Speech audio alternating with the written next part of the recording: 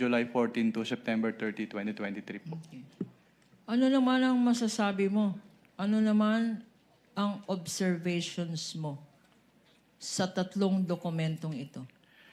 Since these are pro forma documents po, wala naman po akong na-note na observations with these certifications.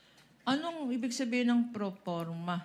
Parang copy-paste? Naka-attach po siya as annex dun sa Joint Circular 2015-01. Okay. Naka-attach sa joint circular at yun ang Naka-annex. sinabit nila? Naka-annex po. Okay. Yung format.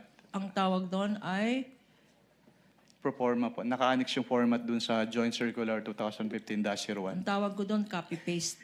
Na copy-paste. Anyway, Your Honor, again, with all due respect to opposing counsel, I would like to object to Sustained. that characterization, Your Honor. Sustained, counsel. I withdraw, Your Honor. I just could not resist myself.